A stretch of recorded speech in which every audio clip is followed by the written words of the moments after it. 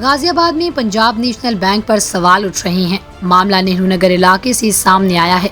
Bank के बंद locker में से करीब 70 लाख से ज्यादा का गोल्ड चोरी हो गया। इसके अलावा कुछ कीमती सामान भी लॉकर में रखा हुआ था। पीड़िता की शिकायत पर पुलिस ने मुकदमा दर्ज कर लिया है। पीड़िता नेहरू नगर इलाके में ही रहती है। पुलिस के मुताबिक मामले की जांच पड़ताल की जा रही है। वहीं शक जताया जा रहा है कि बैंक के किसी कर्मचारी की मदद से लाखों रुपए का गोल्ड और कीमती सामान बैंक के लॉकर से चोरी किए गए हैं। सवाल ये उठ रहा है कि क्या बैंक के लॉकर में भी आपकी मेहनत की कमाई सुरक्षित नहीं रह गई। आइए जानते हैं पुलिस इस मामले में क्या कह रही है। वहीं पीड़िता से भी हमने इस मामले में बात की। थाना सिहानी गेट में श्रीमती प्रियंका ने यह तहरीर दी कि पंजाब नेशनल बैंक नेहरू नगर स्थित शाखा में उनका 20 वर्षों से एक लॉकर है। अंतिम बार इन्होंने इस लॉकर का प्रयोग नवंबर 2019 में किया था।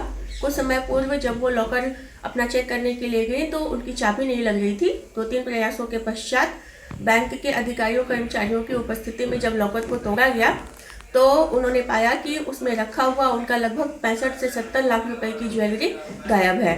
उनकी तहरीर पर मुकदमा पंजीकृत कर लिया गया है। विवेचनात्मक कार्यवाही प्रारंभ की गई है। मैम, आपका नाम जानना चाहेंगे? मेरा नाम प्रियंका गुप्ता है। मैम, एक घटना हुई आपके साथ जो मतलब पंजाब नेशनल बैंक में आपके लॉकर में सामान रखा गया था, तो कैश रखा गया था, ज्वेलरी, वो चोरी होने का पूरा क्या मामला है? हाँ जी, मैं अक्टूबर 2021 में अपना लॉकर ऑपरेट करने गई तो मेरी चाबी नहीं घूमी।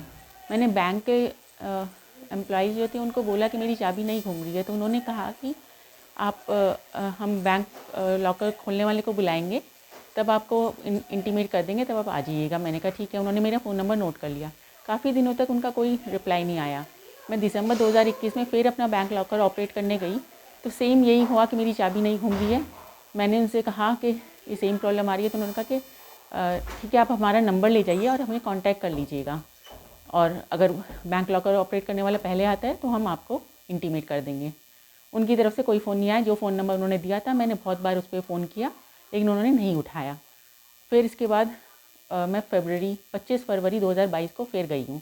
वहाँ पे फिर मैंने बैंक मैनेजर से बात करी कि मैंने कहा बार बार ये प्रॉब्लम आ रही है और मेरा लॉकर खुलवाइए। तो उन्होंने कहा कि ठीक है, सोमवार 28 फरवरी को आ जाइएगा सुबह 10:30 बजे, मैं लॉकर खोलने वाले को बुला लूँगा।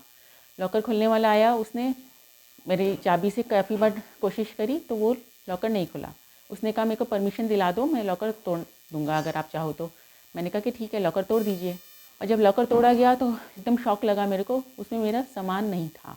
सिर्फ कितना कैश था और कितना ज्वेलरी थी? कैश नहीं था, उसमें सिर्फ ज्वेलरी थी मेरी। उसमें कितने कैश की थी? ये लगभग 1 करोड़ की थी। इसमें मतलब ये है कि 10% ज्वेलरी वहाँ पे बची हुई थी, 90% गायब थी। 10% भी उसने किस तरीके से छोड़ा था कि एक पीले कपड़े में मेरी ज्वेलरी बांध के रखी हुई थी, जिसके अंदर एक छोटी सी स्लिप थी। उस स्लिप पे वो सामान लिखा हुआ था जो लॉकर के अंदर उसने छोड़ा था, और वो पीला कपड़ा एक काले रंग के धागे से बंधा हुआ था। आपने पुलिस में कंप्लेंट की, FIR दर्ज की गई? जी। तो पुलिस का क्या कहना है, और जो बैंक में आपकी बात हुई मैनेजर से, उनका क्या कहना है? बैंक मैनेजर तो बचना चाह रहे हैं। वो ये बोल रहे हैं कि जी जो आपका सामान था वो आपको मिल गया, आपके सामने लॉकर तोड़ा गया है।